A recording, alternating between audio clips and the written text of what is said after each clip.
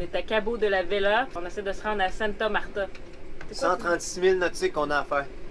C'est difficile parce que les vents ils descendent 18 000 pieds de la montagne. Puis en tout cas, ça crée des phénomènes. Il annonce du 18 rafales à 25. Tu vois, comme aujourd'hui, il annonçait 14 rafales à 22, puis au moins du 30 nœuds en ce moment. Là. Donc c'est beaucoup plus de vent que qu'est-ce qu'il annonce. Ça va être rock and roll. Ouais. Mais ça. Pas pour rien qu'il appelle le Cap Horn des Caraïbes. Là. On le voit sur Windy, quand on est près de la côte, c'est en vert, le vent est plus faible, puis après ça, ça devient jaune plus que tu t'éloignes de la côte. On a hâte d'arriver là, parce que c'est quand même stressant. Ben oui, c'est stressant. C'est... Ça peut changer vite, la mer se forme vite, les vagues sont fortes.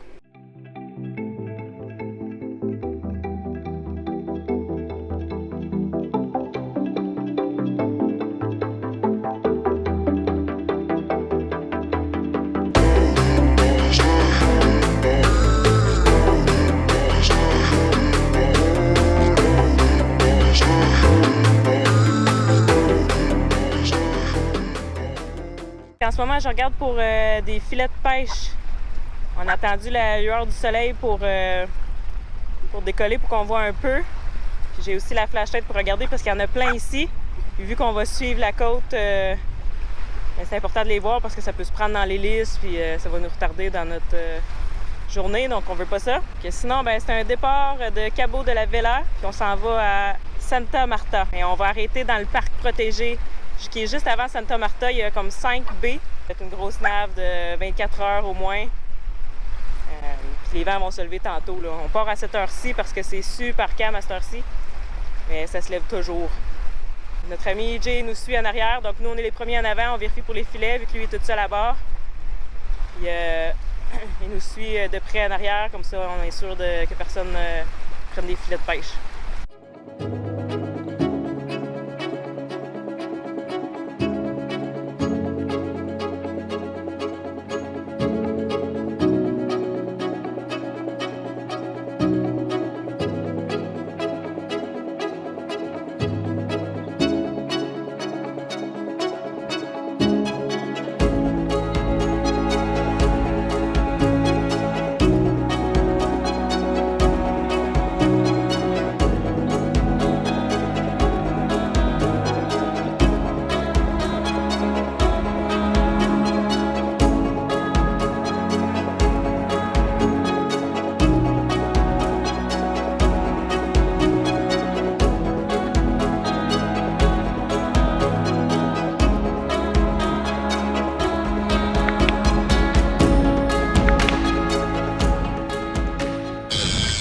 Fish on!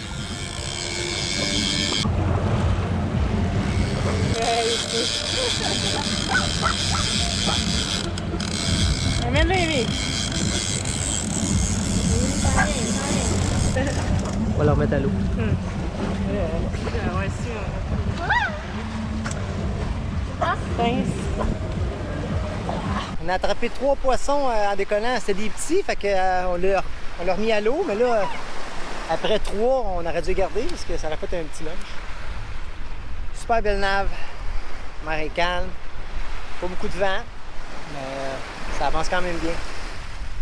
Jay est en avant, il prend de la distance. On devrait être demain matin arrivé à notre mouillage.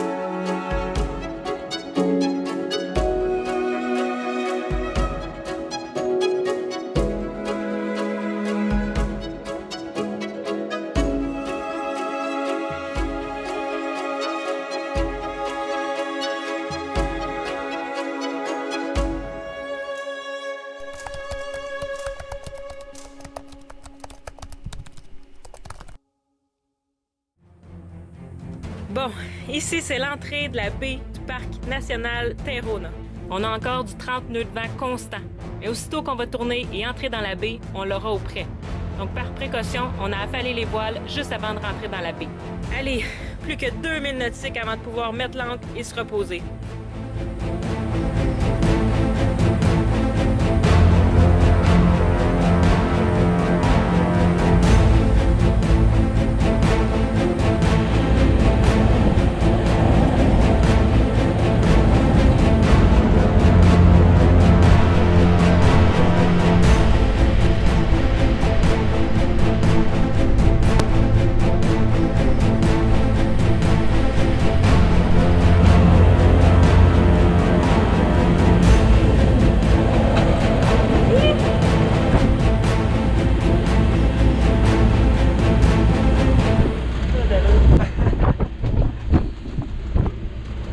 On est décollé pour la partie, je sais pas, 3, 4. On a dormi 3 heures. Ici, dans la baie, c'est vraiment spécial parce que, à cause du phénomène des montagnes, en 1 seconde, le vent monte à 65. Donc, on peut vraiment pas mettre les voiles pour sortir de la baie. Et ce matin, en fait, on l'a vécu, là. Ça monte d'un coup, tu vois la rafale arriver avec tes yeux sur le dessus de l'eau. Puis après ça, ben... le bateau se couche, là, puis on n'avait pas de voile non plus hier soir pour rentrer dans la baie parce qu'on savait que ça arriverait. Donc hier, finalement, on a fait 130 000 nautiques en 25 heures. On était brûlés. Brûlés, là, il reste juste comme 10-12 000 nautiques à faire pour arriver à la marina. On n'était plus capable, on était vidés. Ça a tout pris ce qu'on avait pour se rendre dans la baie ici. Puis il fallait qu'on vienne dormir quelques heures, ça n'avait pas de sens. On l'a fait. Encore une fois, la navigation a super bien été de jour, on avait des belles conditions. Puis la nuit, là, le vent a monté. C'était vraiment difficile. C'était vraiment difficile. Les vidéos ne rendront pas justice à comment difficile que ça a été là, parce qu'on n'a pas filmé justement. C'est quand tu te tiens pour ta vie, le réflexe, c'est pas nécessairement d'aller chercher la GoPro. Là. Puis on était brûlés, vidés, là, donc on a essayé de filmer un peu en arrivant dans la baie. Pour vous montrer un peu qu'est-ce que ça avait l'air en arrivant. Parce qu'il fallait attendre en plus, il fallait attendre le lever du soleil pour pouvoir rentrer dans cette baie-ci. Parce que tu rentres pas ici à la noirceur, là. Un endroit où on n'a jamais venu avec des vents de mongols de même. En tout cas. Fait que c'est ça, il nous reste, je pense, 12 000 nautiques pour aller à la marina. Ici, c'est encore une partie difficile, mais très très court. Donc, ça va bien aller. Vous êtes tannée, mademoiselle? Tenez de mer. On arrive, c'est haut. On arrive.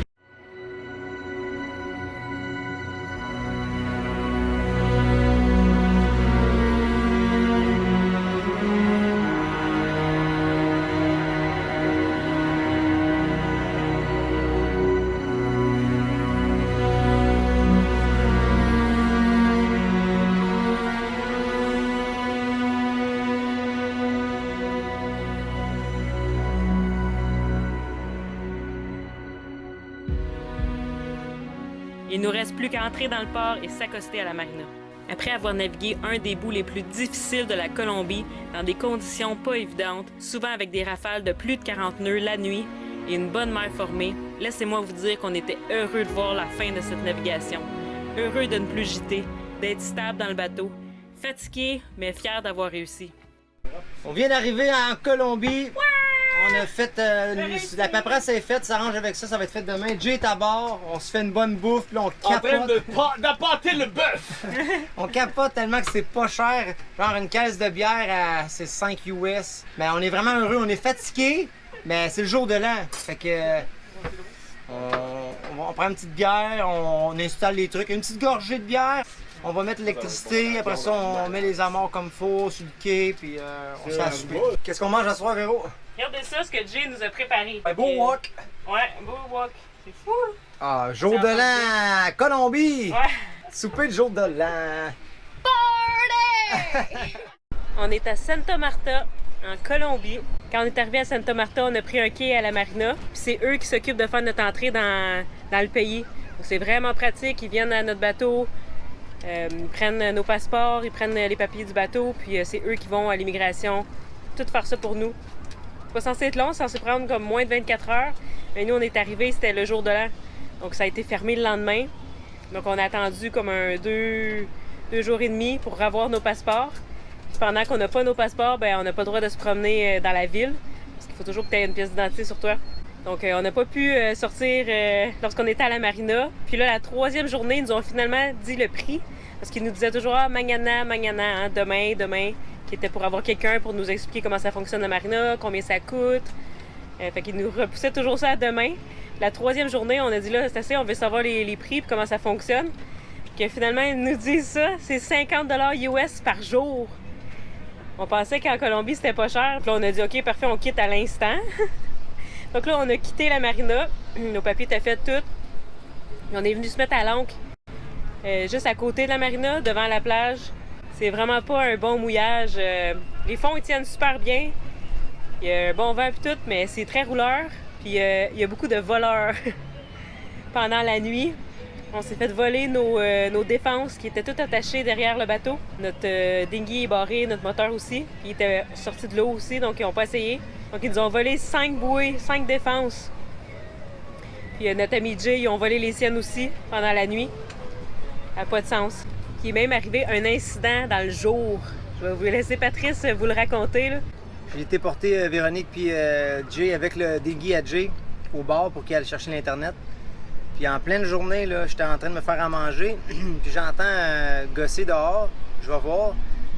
Puis là, je le vois qu'il est en train d'essayer d'enlever la mort du dinghy, mais pour être certain que c'est ça son intention, et non pas juste de venir me dire « Bonjour, as-tu besoin de quelque chose? » J'attends de voir, puis comme de fait, un peu plus loin, si je le laissais aller un peu plus, il partait avec le dinghy, là, il avait la corde dans les mains. Là. Puis là, moi, je suis sorti dehors pour lui demander « Hola! » Puis là, il m'a regardé, bien relax, il m'a demandé si je voulais juste du poisson. Mais son intention, c'était de partir avec le dinghy. Là. Ils ont tellement du front tout autour de la tête que ça les stresse même pas que tu les prends sur le fait. Il va faire à croire que « Ah, ton dinghy partait, il s'est détaché, je te le ramenais. » Ou « Ah, je voulais te vendre du poisson. » C'est un peu ordinaire. La Coast Guard, ça fait 2 fois qu'il vient aujourd'hui aussi pour savoir nos intentions. On lui dit, tout est en règle, là, on a tout fait en règle. Ils viennent voir qu'est-ce qui se passe. On est supposé être à la marina, puis il veut pas qu'on soit en mouillage ici. Et on se sent pas en sécurité ici, mais pas du tout. Donc on lève l'ancre demain matin. Aujourd'hui, il fallait absolument aller chercher l'Internet, donc on ne peut pas partir aujourd'hui. Parce qu'on n'avait pas été encore capable d'aller à terre pour aller chercher l'Internet, pour voir la météo, puis rester en contact, tu sais. Puis là, on a fait ça aujourd'hui, on a fait une petite épicerie. On est prêt à lever l'ancre demain matin, première lueur du soleil. Puis là, cette nuit, on va dormir dans le cockpit pour être certain qu'on se fait pas voler notre dinghy ou... que ça va être un beau dodo dans le cockpit. Qu'on essaye de nous voler, voir. Wendy est là. Personne qui va partir avec notre moteur. On est prêt avec un horn. Et la lumière. Wow. Wendy, on espère qu'elle va faire son rôle de chien de garde et qu'elle va japper. À date, elle jappe pas bien quand il y a des voleurs. Elle jappe quasi pas le temps. Heureusement, aucun voleur ne s'est pointé le nez la nuit passée. On est prêt à lever l'ancre et quitter Santa Marta.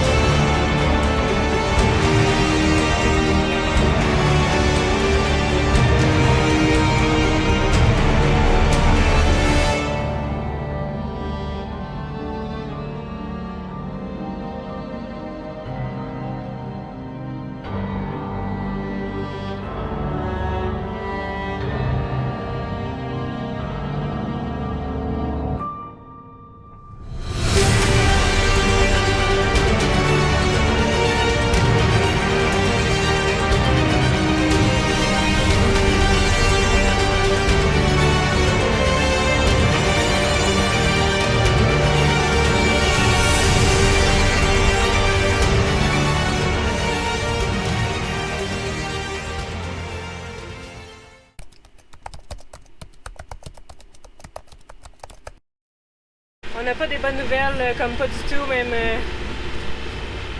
On faisait la route avec notre ami Jay, puis à un moment donné, on le rattrapait. Puis j'ai remarqué que ses voiles n'étaient plus sorties, puis il y avait de la vague, là, ça avait pas de sens. Puis il s'est échoué dans la pire place qu'il pouvait. C'est pas de sa faute, là, mais les vagues étaient. Sûrement que les vagues l'ont ramené.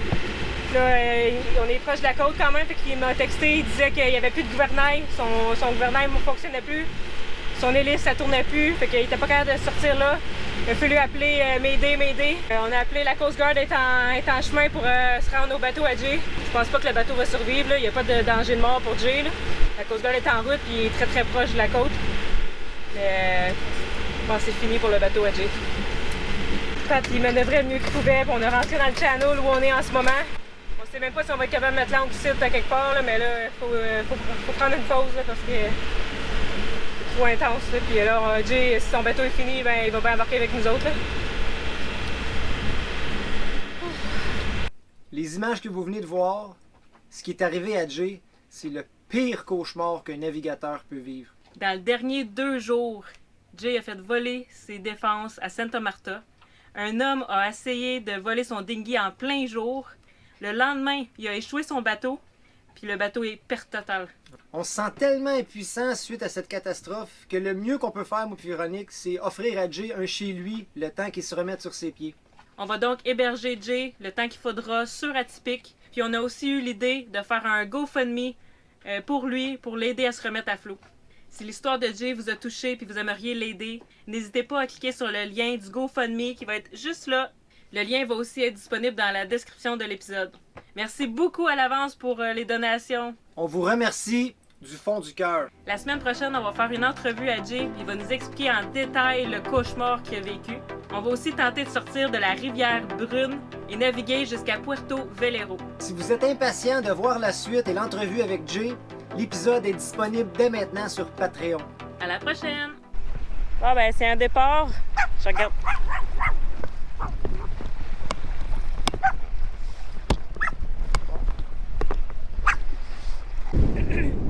Ici dans la baie. Don't die.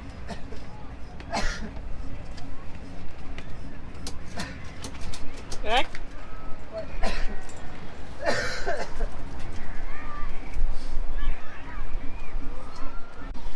Quand on est arrivé, on a pris un quai à la marina. C'est quoi le nom?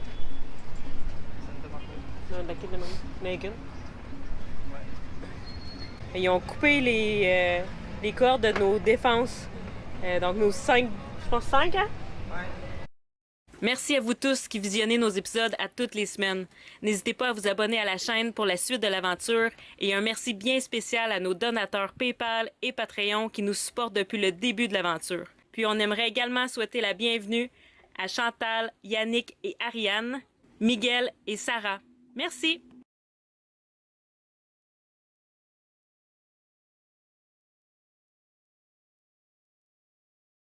Oh, que je suis fatigué! Il est l'heure de la sieste. Je crois que je vais fermer un œil. À bien y penser, peut-être les deux. Pourquoi tu me déranges, Jay? Je partais pour le pays des rêves. Allez, c'est ma 2e chance. Je crois que cette fois, c'est la bonne. Ouais. Bonne nuit, tout le monde.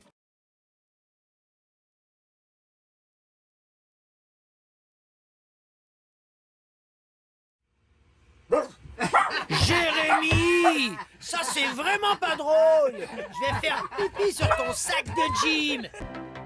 Un énorme merci également à nos commanditaires, l'équipe de Jet Set Art pour le linge et bien sûr le Sharpie sur la coque et le génois d'Atypique, les gestions familiales Maurice Inc. pour l'iPhone 12 qui nous permettra de rester en communication avec notre famille, et Patricia des distributions D. Hébert pour notre dinghy Caribe. Si vous aimeriez faire partie du projet Sailing Atypique vous aussi, écrivez-nous!